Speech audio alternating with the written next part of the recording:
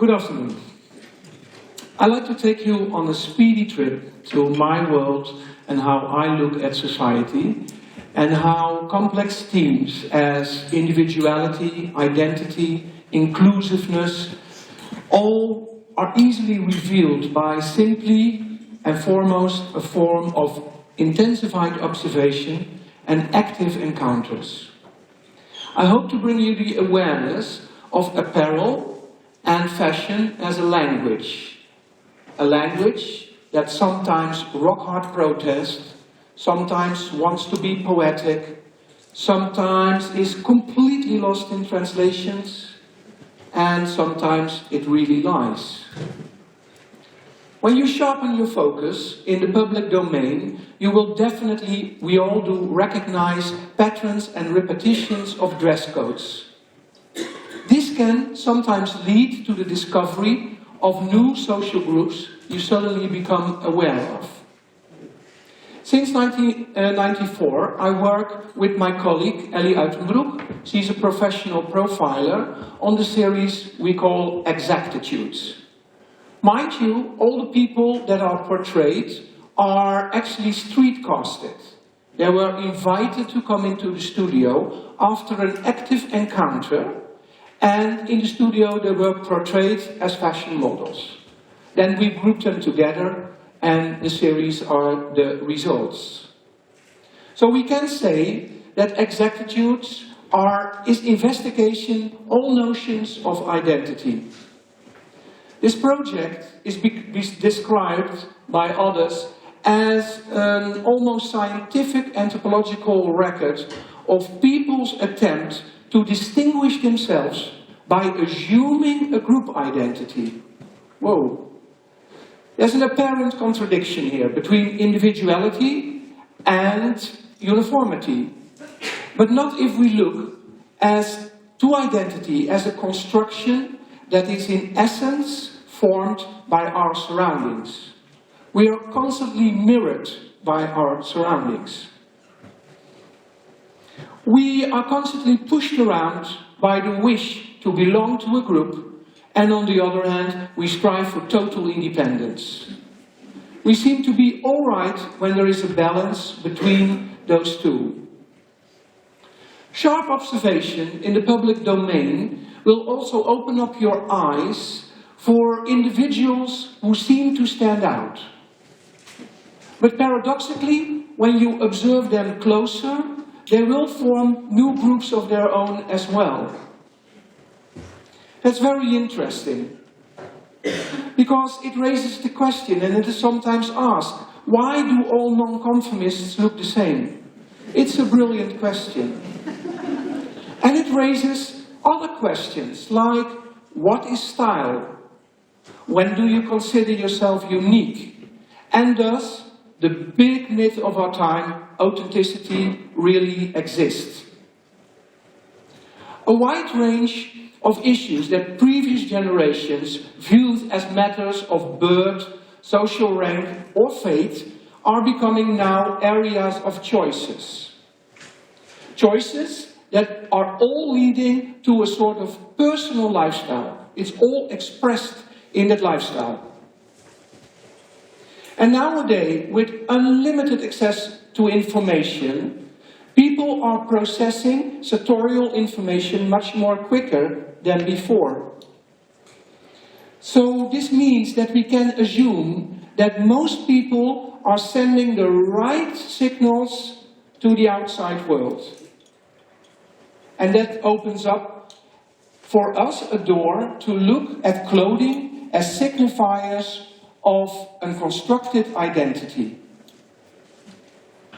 It also opens up the door to look at fashion as a catalyst for change. The Exactitudes method, like this, for a better recognition of signals of constructed identity that people are sending in the outside world, is to limit yourself in your ways of observing. Work with some strict parameters of time and place. This will really intensify your field of view.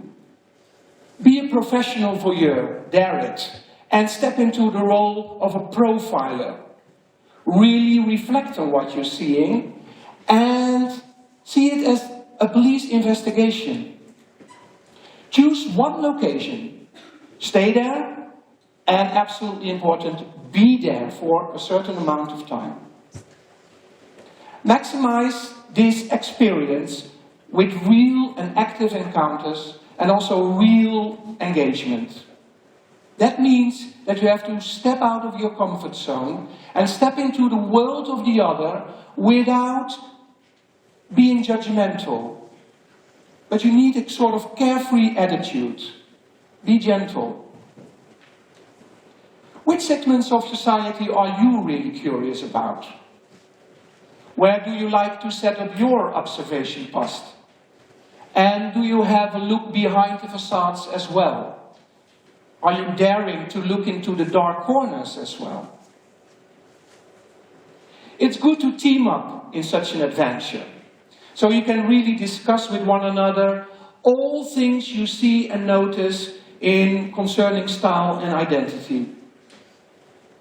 By understanding the way dress codes and behaviors are encoded, we with Exactitudes try to read cultural objects of daily life in such a fashion that they become meaningful.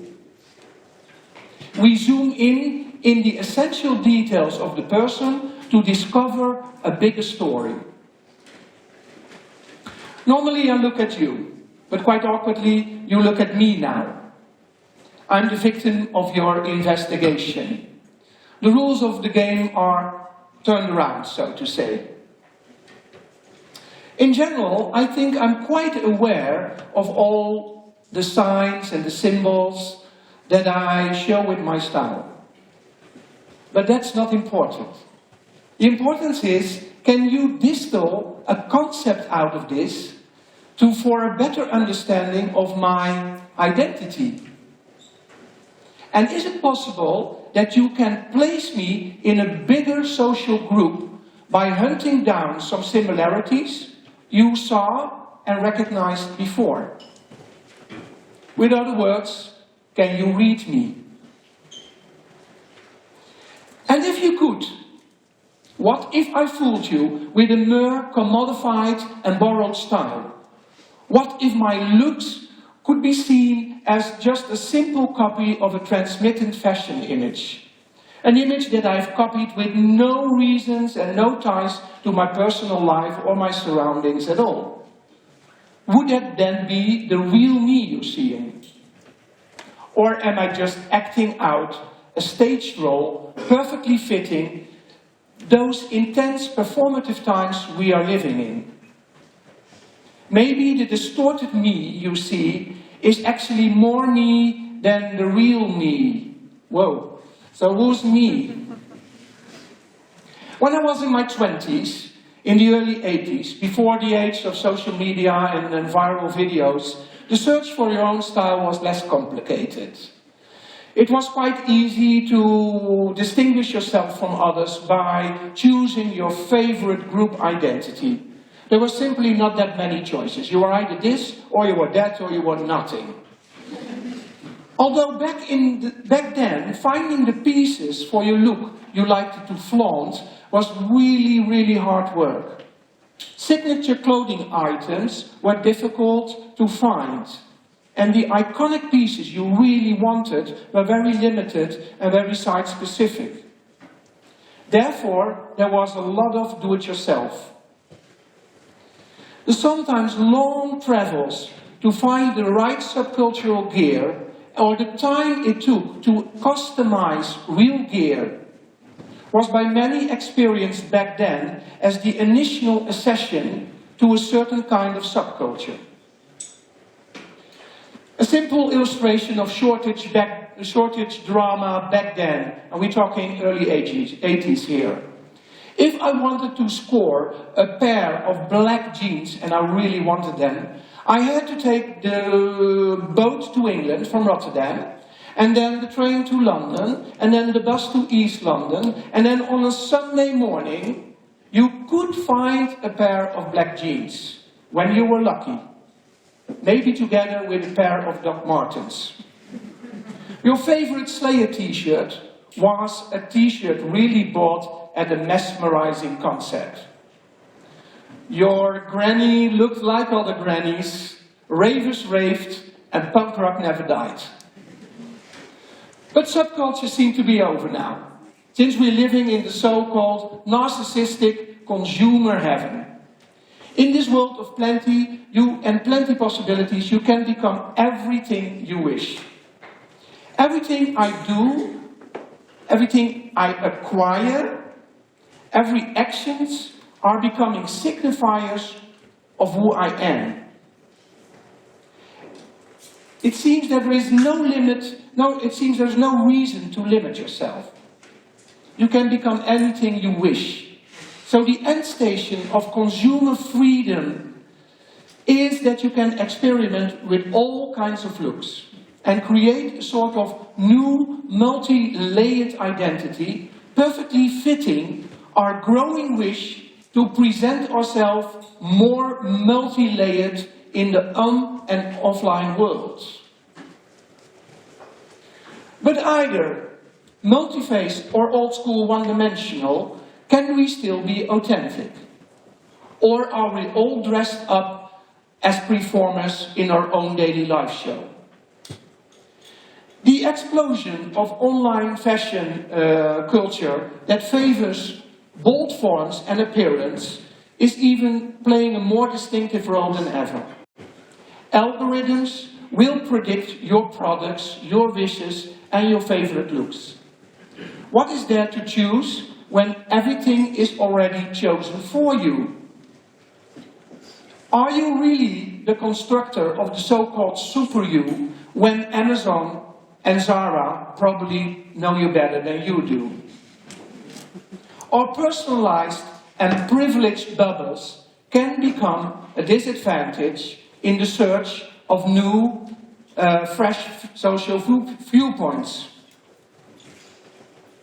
So back to our encounters and our observation posts. Who are we actually encountering?